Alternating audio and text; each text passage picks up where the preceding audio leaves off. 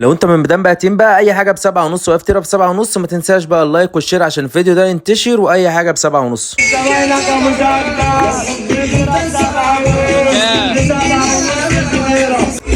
كام يوم؟